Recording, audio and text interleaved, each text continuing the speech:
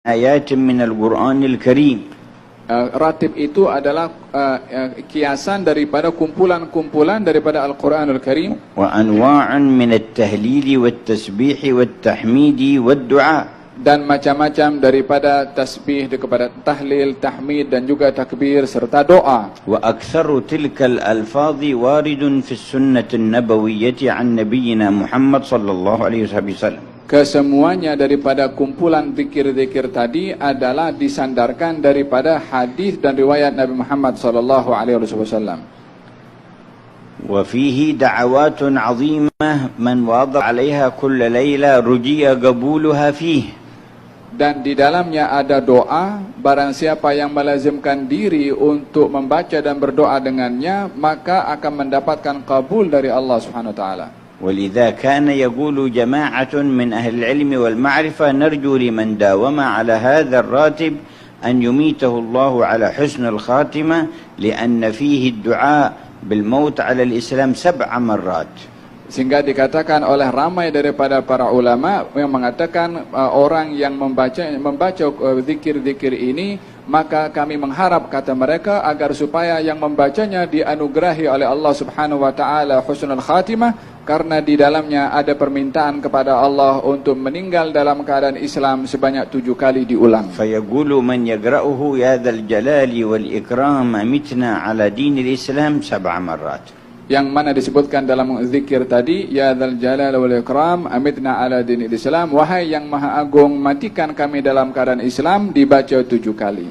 وكان قد جمعه الإمام الحداد عليه رحمة الله تعالى في ليلة الجمعة في ليلة 27 من رمضان وكانت ليلة القدر.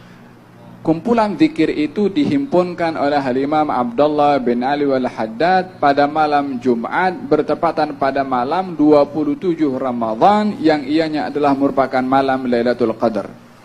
وانتشر راتبه حتى وصل إلى الحرمين الشريفين في حياته فكان يقرأ في مكة المكرمة بجماعة كبيرة في الحرم وفي المدينة المنورة في جماعة كبيرة عند الروضة المشرفة يقرؤون راتب الإمام الحداد في أيام حياته. Di masa hidupnya, ratib ini sudah tersebar sampai ke kota Mekah dan sampai ke kota Madinah, sehingga ramai daripada kaum muslimin membaca ratib itu di Masjidil Haram dalam kumpulan yang ramai. Seperti mana juga di kota Madinah, di Raudhah Nabi dibacakan ratib ini dalam juga kumpulan yang ramai. Ini di zaman hidup beliau. لصدقه وإخلاصه مع الله. Ini disebabkan oleh kerana keikhlasannya dan kesungguhannya kepada Allah. وكان موهوبا مواهب كبيرة من الرحمن جل جلاله. Beliau mendapatkan anugerah dan juga hadiah serta pemberian daripada Allah Subhanahu wa taala. مع أنه عمي بصره وهو ابن 4 سنوات طفل. Walaupun beliau, yakni Imam Abdullah bin Al-Haddad, buta waktu umurnya 4 tahun. ثم حفظ القرآن الكريم واتسع في العلوم حتى صار مرجعا لأهل العلم الكبار. Beliau menghafal Al-Quran dan belajar ilmu serta luas ilmu beliau sehingga menjadi rujukan kepada para ulama akan ilmu beliau. وألف الكتب النافعة التي لا يقرأها أحد إلا أحس بزيادة نور في قلبه. Dan banyak menulis buku-buku dan kitab-kitab yang mana orang yang membaca buku dan karangan beliau pastinya akan mendapatkan cahaya di dalam hatinya. وكان يملي فصول الكتاب كل فصل وكل فقرات مرة واحدة لا يحتاج إلى مراجعتها بعد ذلك. Dan beliau ketika menulis dan mengarang buku itu, pada setiap fasalnya, pada setiap babnya, beliau hanya mengucapkan untuk ditulis tanpa mengulang kembali apa yang diucapkan. فالناس الذين يبصرون إذا كتبوا كتابا يكتبون مسودة ثم يعدلونها ثم يغيرونها ثم يبيضونها ثم يتأملونها ثم ينشرونها. Adapun orang yang matanya boleh melihat, kalau menulis buku atau karangan, maka dia akan tulis dulu di kertas yang biasa, lalu setelah itu diedit balik, dikaji balik, mungkin ada yang silap, mungkin ada yang perlu untuk diperbaiki. Ini kepada orang yang ada mata untuk melihat. لكن هذا الإمام يملي فصول الكتاب من مرة واحدة ويأتي الكتاب مرتبا بعبارات بليغة ومبوبا أبوابا متقنة. Akan tetapi Imam Abdullah bin Al-Haddad walaupun tidak dapat melihat, ketika menulis dan mengarang hanya membacanya, mengimlakkannya atau menyuruh orang untuk menulisnya hanya sekali sahaja dan tidak perlu untuk diulangi. حتى أن بعض الناس في أيام حياته لما وصله بعض كتبه أخذ يتأمل حسنها وبداعة ترتيبها وقال لا أظن أن أعمى يقدر أن يملي مثل هذا. Sehingga orang yang membaca karangan-karangan Al-Imam Abdullah bin Al-Haddad dan melihat tentang susunan fasalnya, tata bahasanya, sastranya, sehingga pembaca itu akan mengatakan tak mungkin penulis buku ini adalah orang yang buta. فسافر إليه لينظر كيف حاله.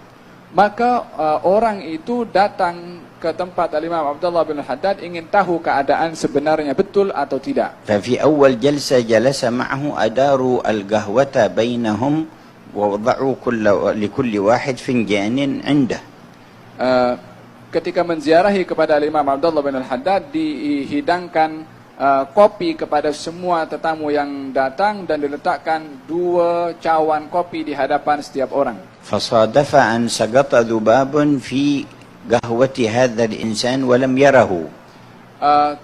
Kebetulan lalat jatuh ke kopi orang yang tadi mengatakan mana mungkin orang buta boleh tulis tulisan ini, itu lalat jatuh ke dalam kopinya. والإمام الحداد وضع يده على رجله وقال يا فلان أخرج الذباب من قهوتك. Kata Imam Abdullah bin Haddad mengatakan kepada si fulan tadi, wahai fulan, keluarkanlah lalat daripada kopimu.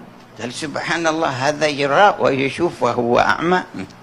Maka dia pun terkejut dan terperanjat.